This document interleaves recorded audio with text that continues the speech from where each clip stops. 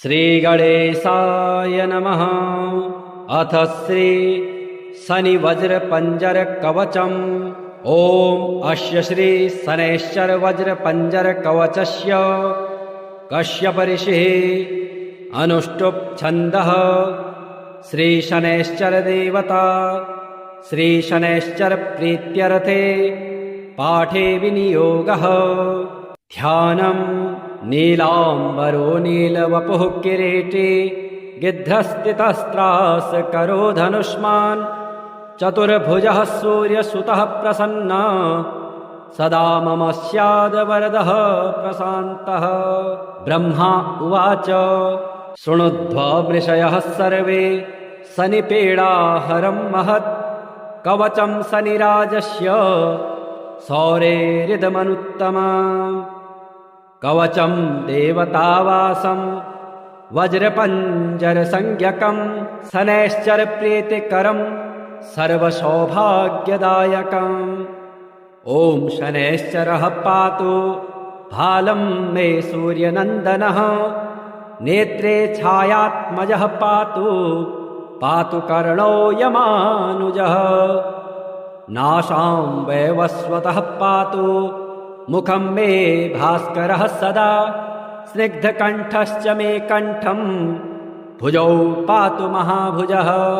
स्कन्धौ पातु शनिश्चैव करो पातु शुभप्रदः वक्षः पातु यमभ्राता कुक्षिं पातु शितस्तथा। नाभिं ग्रहपतिः पातु मन्दः पातु कटिं तथा ऊरो ममान्तकः पातु यमो जानुयुगं तथा।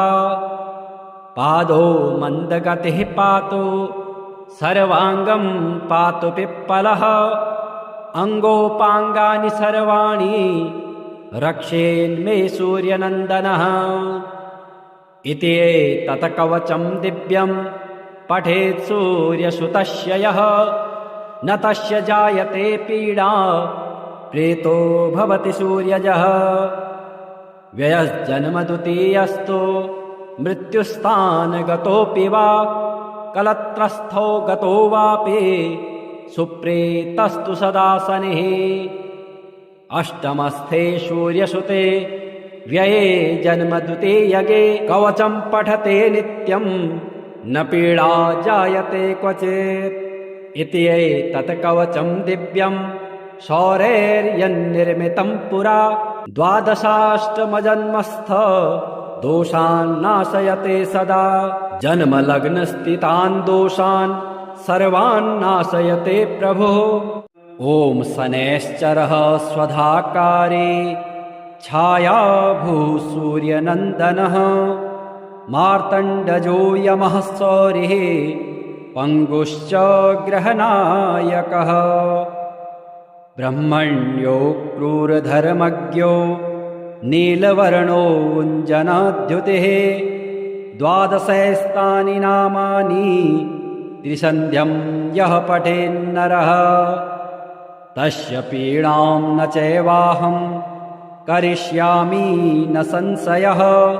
गोचरे जन्मलग्ने च वाप्स्वनन्तर्दशासु च यः पुरा राज्यभ्रष्टाय नलाय प्रददो किल स्वप्ने सौरिः स्वयं मन्त्रं सर्वकामफलप्रदाम्। क्रोडं नीलाञ्जनप्रख्यं नीलजीमुतसन्निभं छायामार्तण्डसम्भूतं नमस्यामि शनैश्चरम्। ॐ नमोऽर्कपुत्राय शनैश्चराय निहारवर्णाञ्जननीलकाय स्मृत्वा रहस्यं भुवि मानुषत्वे फलप्रदो मे भव सूर्यपुत्र। नमोऽस्तु प्रेतराजाय कृष्णवर्णाय ते नमः शनैश्चराय क्रूराय सिद्धिबुद्धिप्रदायिने। य एभिर्नामभिः स्तौति तस्य तुष्टो भवाम्यहम् मामकानां भयं तस्य स्वप्नेष्वपि न जायते। गार्गेय कौशिकस्यापि पिप्पलादो महामुनिः शनैश्चरकृता पीडा न भवति कदाचन। क्रोडस्तु पिङ्गलो बभ्रुः कृष्णो रौद्रोऽन्तको यमः सौरिः शनैश्चरो मन्दः पिप्पलादेन संयुतः। एतानि शनिनामानि प्रातरुत्थाय यः पठेत् तस्य सौरेः कृता पीडा न भवति कदाचन। ध्वजनी धामिनी चैव कंकाले कलहप्रिया कलही कंटकी चापि अजा महिषी तुरंगमा। नामानि शनिभार्याया नित्यं जपति यः पुमान् तस्य दुःखा विनश्यन्ते सुखसौभाग्यं वर्धते। ध्यानं नीलाम्बरो नीलवपुः किरीटी गिद्धस्थितस्त्रासकरो धनुष्मान् चतुर्भुजः सूर्यसुतः प्रसन्नः सदा मम स्याद्वरदः प्रशान्तः। ब्रह्मा उवाच शृणुध्वमृषयः सर्वे शनिपीडाहरं महत् कवचं शनिराजस्य सौरेरिदमनुत्तमम्। कवचं देवतावासं वज्रपञ्जरसंज्ञकं शनैश्चरप्रीतिकरं सर्वसौभाग्यदायकम्। ॐ शनैश्चरः पातु भालं मे सूर्यनन्दनः नेत्रे छायात्मजः पातु पातु कर्णो यमानुजः। नासां वैवस्वतः पातु मुखं मे भास्करः सदा स्निग्धकण्ठश्च मे कण्ठं भुजौ पातु महाभुजः। स्कन्धौ पातु शनिश्चैव करो पातु शुभप्रदः वक्षः पातु यमभ्राता कुक्षिं पातु शितस्तथा।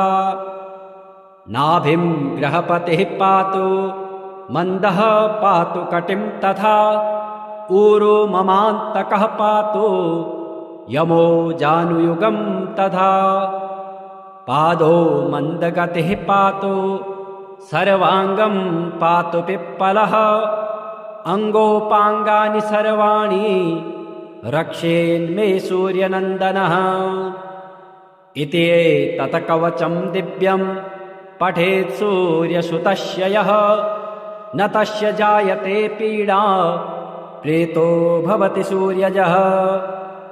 व्ययस्जन्मद्वितीयस्तु मृत्युस्थानगतोऽपि वा कलत्रस्थो गतो वापि सुप्रीतस्तु सदा शनिः। अष्टमस्थे सूर्यसुते व्यये जन्मद्वितीयगे कवचं पठते नित्यं न पीडा जायते क्वचित्। इति एतत् कवचं दिव्यं सौरैर्यन्निर्मितं पुरा द्वादशाष्टमजन्मस्थ दोषान् नाशयते सदा। जन्मलग्नस्थितान् दोषान् सर्वान् नाशयते प्रभुः। ॐ शनैश्चरः स्वधाकारे छायाभूः सूर्यनन्दनः मार्तण्डजो यमः सौरिः पङ्गुश्च ग्रहनायकः। ब्रह्मण्यो क्रूरधर्मज्ञो नीलवर्णोऽञ्जनाद्युतिः द्वादशैस्तानि नामानि त्रिसन्ध्यं यः पठेन्नरः तस्य पीडां न चैवाहं करिष्यामि न संशयः। गोचरे जन्मलग्ने च वाप्स्वनन्तर्दशासु च यः पुरा राज्यभ्रष्टाय नलाय प्रददो किल स्वप्ने सौरिः स्वयं मन्त्रं सर्वकामफलप्रदाम्। क्रोडं नीलाञ्जनप्रख्यं नीलजीमुतसन्निभं छायामार्तण्डसम्भूतं नमस्यामि शनैश्चरम्। ॐ नमोऽर्कपुत्राय शनैश्चराय निहारवर्णाञ्जननीलकाय स्मृत्वा रहस्यं भुवि मानुषत्वे फलप्रदो मे भव सूर्यपुत्र। नमोऽस्तु प्रेतराजाय कृष्णवर्णाय ते नमः शनैश्चराय क्रूराय सिद्धिबुद्धिप्रदायिने य एभिर्नामभिः स्तौति तस्य तुष्टो भवाम्यहं मामकानां भयं तस्य स्वप्नेष्वपि न जायते। गार्गेय कौशिकस्यापि पिप्पलादो महामुनिः शनैश्चरकृता पीडा न भवति कदाचन। क्रोडस्तु पिङ्गलो बभ्रुः कृष्णो रौद्रोऽन्तको यमः सौरिः शनैश्चरो मन्दः पिप्पलादेन संयुतः। एतानि शनिनामानि प्रातरुत्थाय यः पठेत् तस्य सौरेः कृता पीडा न भवति कदाचन। ध्वजनी धामिनी चैव कंकाले कलहप्रिया कलही कंटकी चापि अजा महिषी तुरंगमा। नामानि शनिभार्याया नित्यं जपति यः पुमान् तस्य दुःखा विनश्यन्ते सुखसौभाग्यं वर्धते। ध्यानं नीलाम्बरो नीलवपुः किरीटी गिद्धस्थितस्त्रासकरो धनुष्मान् चतुर्भुजः सूर्यसुतः प्रसन्ना सदा मम स्याद्वरदः प्रशान्तः। ब्रह्मा उवाच शृणुध्वमृषयः सर्वे शनिपीडाहरं महत् कवचं शनिराजस्य सौरेरिदमनुत्तमा। कवचं देवतावासं वज्रपञ्जरसंज्ञकं शनैश्चरप्रीतिकरं सर्वसौभाग्यदायकम्। ॐ शनैश्चरः पातु भालं मे सूर्यनन्दनः नेत्रे छायात्मजः पातु पातु कर्णो यमानुजः। नासां वैवस्वतः पातु मुखं मे भास्करः सदा स्निग्धकण्ठश्च मे कण्ठं भुजौ पातु महाभुजः। स्कन्धौ पातु शनिश्चैव करो पातु शुभप्रदः वक्षः पातु यमभ्राता कुक्षिं पातु शितस्तथा। नाभिं ग्रहपतिः पातु मन्दः पातु कटिं तथा ऊरो ममान्तकः पातु यमो जानुयुगं तथा। पादो मन्दगतिः पातु सर्वाङ्गं पातु पिप्पलः अङ्गोपाङ्गानि सर्वाणि रक्षेन्मे सूर्यनन्दनः। इति एतत् कवचं दिव्यं पठेत् सूर्यसुतस्य यः न तस्य जायते पीडा प्रीतो भवति सूर्यजः। व्ययस्जन्मद्वितीयस्तु मृत्युस्थानगतोऽपि वा कलत्रस्थो गतो वापि सुप्रीतस्तु सदा शनिः। अष्टमस्थे सूर्यसुते व्यये जन्मद्वितीयगे कवचं पठते नित्यं न पीडा जायते क्वचित्। इति एतत् कवचं दिव्यं सौरैर्यन्निर्मितं पुरा द्वादशाष्टमजन्मस्थ दोषान् नाशयते सदा। जन्मलग्नस्थितान् दोषान् सर्वान् नाशयते प्रभुः। ॐ शनैश्चरः स्वधाकारे छायाभूः सूर्यनन्दनः मार्तण्डजो यमः सौरिः पङ्गुश्च ग्रहनायकः। ब्रह्मण्यो क्रूरधर्मज्ञो नीलवर्णोऽञ्जनाद्युतिः द्वादशैस्तानि नामानि त्रिसन्ध्यं यः पठेन्नरः तस्य पीडां न चैवाहं करिष्यामि न संशयः। गोचरे जन्मलग्ने च वाप्स्वनन्तर्दशासु च यः पुरा राज्यभ्रष्टाय नलाय प्रददो किल स्वप्ने सौरिः स्वयं मन्त्रं सर्वकामफलप्रदाम्।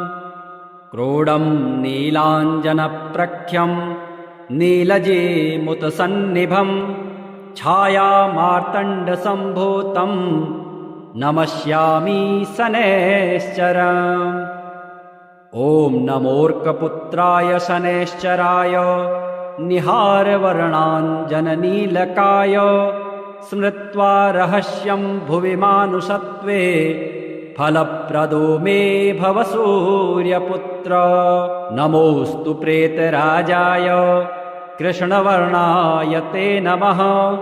शनैश्चराय क्रूराय सिद्धिबुद्धिप्रदायिने य एभिर्नामभिः स्तौति तस्य तुष्टो भवाम्यहम्। मामकानां भयं तस्य स्वप्नेष्वपि न जायते। गार्गेय कौशिकस्यापि पिप्पलादो महामुनिः शनैश्चरकृता पीडा न भवति कदाचन। क्रोडस्तु पिङ्गलो बभ्रुः कृष्णो रौद्रोऽन्तको यमः। सौरिः शनैश्चरो मन्दः पिप्पलादेन संयुतः। एतानि शनिनामानि प्रातरुत्थाय यः पठेत् तस्य सौरेः कृता पीडा न भवति कदाचन। ध्वजनी धामिनी चैव कंकाले कलहप्रिया कलही कंटकी चापि अजा महिषी तुरंगमा। नामानि शनिभार्याया नित्यं जपति यः पुमान् तस्य दुःखा विनश्यन्ते सुखसौभाग्यं वर्धते। ध्यानं नीलाम्बरो नीलवपुः किरीटी गिद्धस्थितस्त्रासकरो धनुष्मान् चतुर्भुजः सूर्यसुतः प्रसन्नः सदा मम स्याद्वरदः प्रशान्तः। ब्रह्मा उवाच शृणुध्वमृषयः सर्वे शनिपीडाहरं महत्। कवचं शनिराजस्य सौरेरिदमनुत्तमम्। कवचं देवतावासं वज्रपञ्जरसंज्ञकं शनैश्चरप्रीतिकरं सर्वसौभाग्यदायकम्। ॐ शनैश्चरः पातु भालं मे सूर्यनन्दनः। नेत्रे छायात्मजः पातु पातु कर्णो यमानुजः। नासां वैवस्वतः पातु मुखं मे भास्करः सदा। स्निग्धकण्ठश्च मे कण्ठं भुजौ पातु महाभुजः। स्कन्धौ पातु शनिश्चैव करो पातु शुभप्रदः। वक्षः पातु यमभ्राता कुक्षिं पातु शितस्तथा। नाभिं ग्रहपतिः पातु मन्दः पातु कटिं तथा। ऊरो ममान्तकः पातु यमो जानुयुगं तथा। पादो मन्दगतिः पातु सर्वाङ्गं पातु पिप्पलः। अङ्गोपाङ्गानि सर्वाणि रक्षेन्मे सूर्यनन्दनः। इति एतत् कवचं दिव्यं पठेत् सूर्यसुतस्य यः न तस्य जायते पीडा प्रेतो भवति सूर्यजः। व्ययजन्मद्वितीयस्तु मृत्युस्थानगतोऽपि वा कलत्रस्थो गतो वापि सुप्रेतस्तु सदा शनिः। अष्टमस्थे सूर्यसुते व्यये जन्मद्वितीयगे कवचं पठते नित्यं न पीडा जायते क्वचित्। इति एतत् कवचं दिव्यं सौरैर्यन्निर्मितं पुरा द्वादशाष्टमजन्मस्थ दोषान् नाशयते सदा जन्मलग्नस्थितान् दोषान् सर्वान् नाशयते प्रभुः।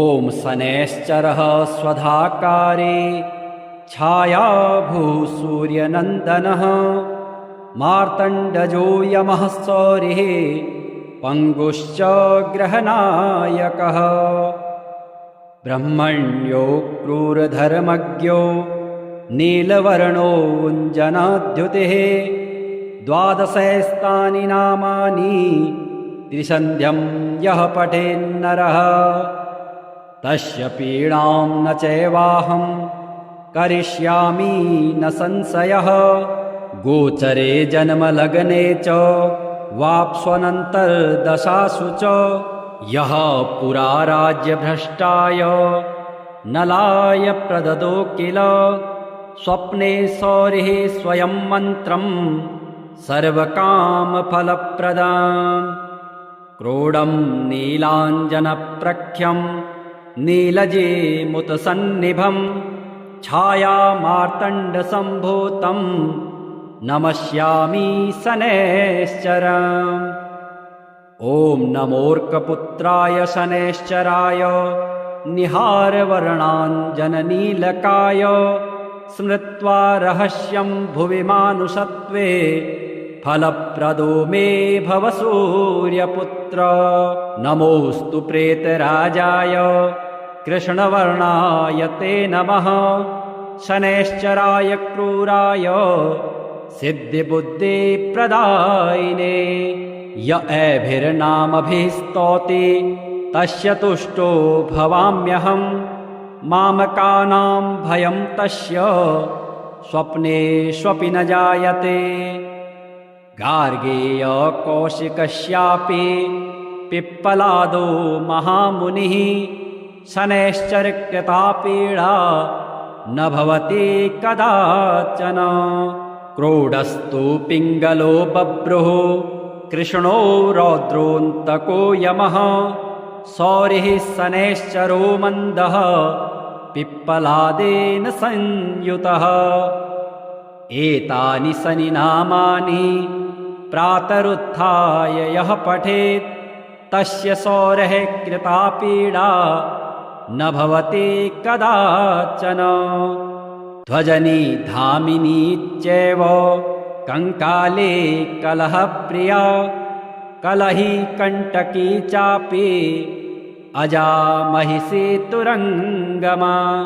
नामानि शनि भार्याया नित्यं जपति यः पुमान् तस्य दुःखा विनश्यन्ते सुख सौभाग्यं वर्धते। ध्यानं नीलाम्बरो नीलवपुः किरीटी गिद्धस्थितस्त्रास करो धनुष्मान् चतुर्भुजः सूर्यसुतः प्रसन्ना सदा मम स्याद्वरदः प्रशान्तः। ब्रह्मा उवाच शृणुध्वमृषयः सर्वे शनिपीडाहरं महत् कवचं शनिराजस्य सौरेरिदमनुत्तमम्।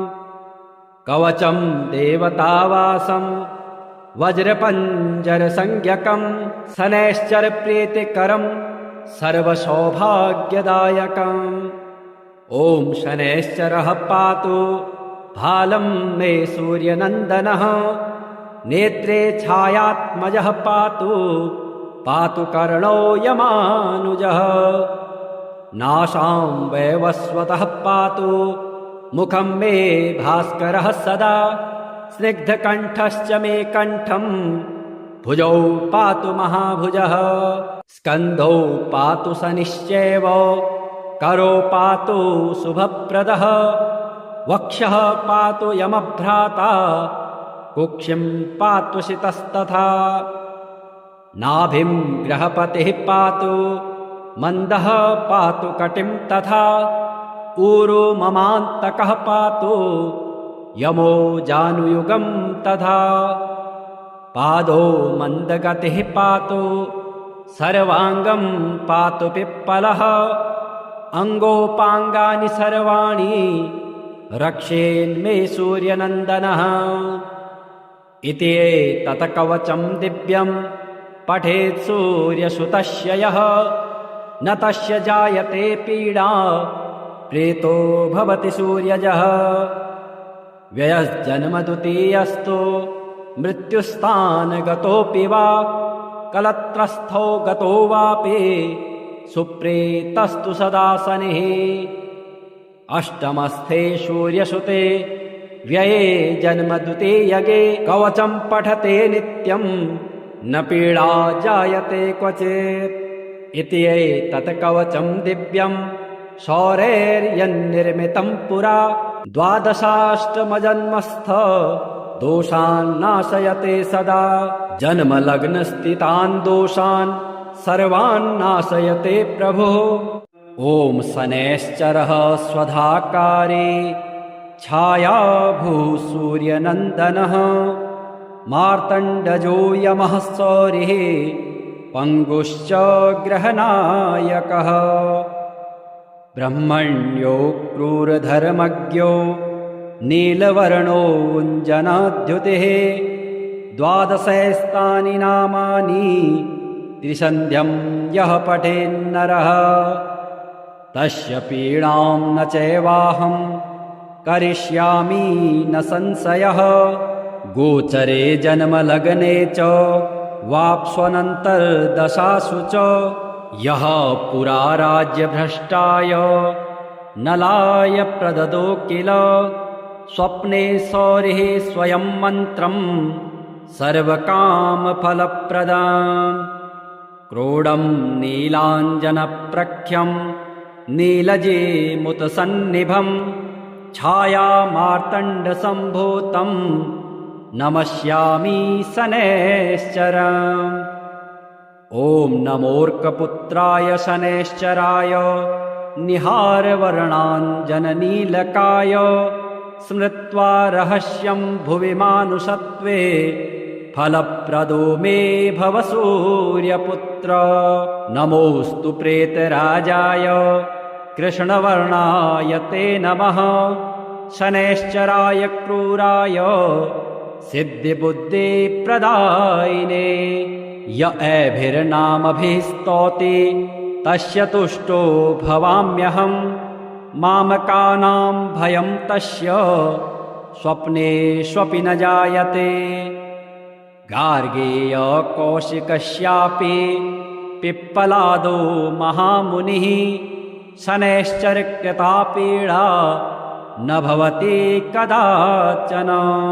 क्रोडस्तु पिङ्गलो बभ्रुः कृष्णो रौद्रोऽन्तको यमः सौरिः शनैश्चरो मन्दः पिप्पलादेन संयुतः।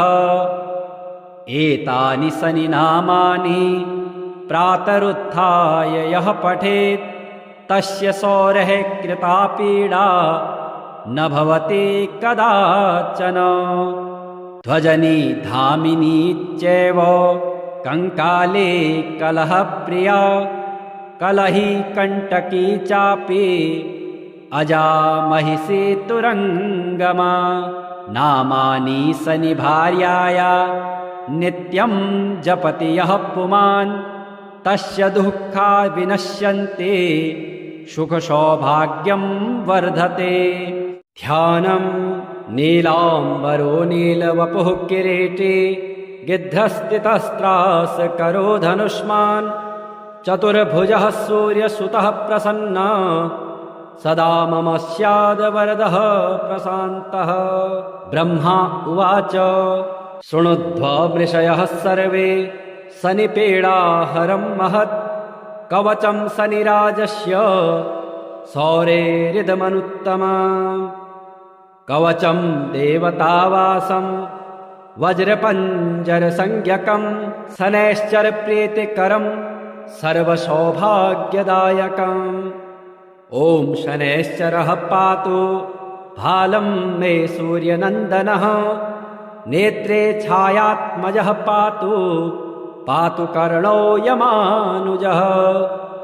नासां वैवस्वतः पातु मुखं मे भास्करः सदा स्निग्धकण्ठश्च मे कण्ठं भुजौ पातु महाभुजः स्कन्धौ पातु शनिश्चैव करो पातु शुभप्रदः वक्षः पातु यमभ्राता कुक्षिं पातु शितस्तथा नाभिं ग्रहपतिः पातु मन्दः पातु कटिं तथा ऊरो ममान्तकः पातु यमो जानुयुगं तथा पादो मन्दगतिः पातु सर्वाङ्गं पातु पिप्पलः अङ्गोपाङ्गानि सर्वाणि रक्षेन्मे सूर्यनन्दनः इति एतत् कवचं दिव्यं पठेत् सूर्यसुतस्य यः न तस्य जायते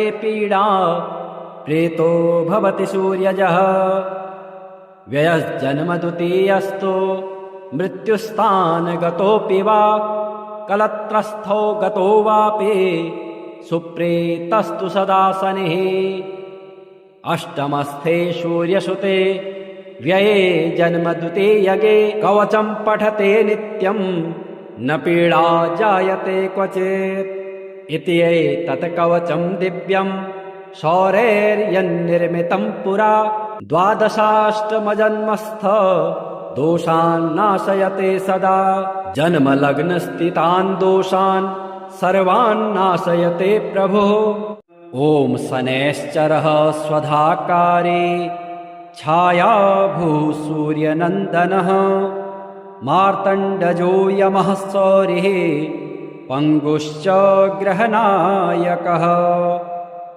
ब्रह्मण्यो क्रूरधर्मज्ञो नीलवर्णोऽञ्जनाद्युतिः द्वादशैस्तानि नामानि त्रिसन्ध्यं यः पठेन्नरः तस्य पीडां न चैवाहं करिष्यामि न संशयः गोचरे जन्मलग्ने च वाप्स्वनन्तर्दशासु च यः पुरा राज्यभ्रष्टाय नलाय प्रददो किल स्वप्ने सौरिः स्वयं मन्त्रं सर्वकामफलप्रदाम् क्रोडं नीलाञ्जनप्रख्यं नीलजेमुतसन्निभं छायामार्तण्डसम्भूतं नमस्यामि शनैश्चरम् ॐ नमोऽर्कपुत्राय शनैश्चराय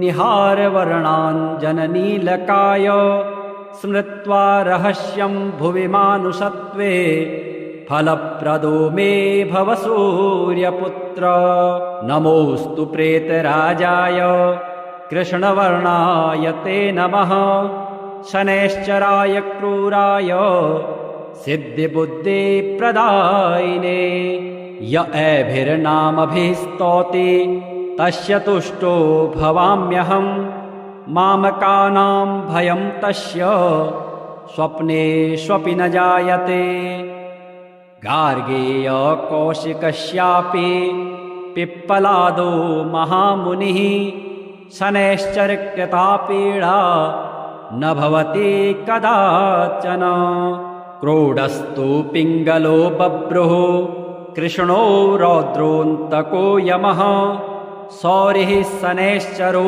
मन्दः पिप्पलादेन संयुतः एतानि शनिनामानि प्रातरुत्थाय यः पठेत् तस्य सौरः कृता पीडा न भवति कदाचन ध्वजनी धामिनी चैव कंकाले कलहप्रिया कलही कंटकी चापि अजा महिषी तुरंगमा नामानि शनिभार्याया नित्यं जपति यः पुमान् तस्य दुःखा विनश्यन्ति सुखसौभाग्यं वर्धते।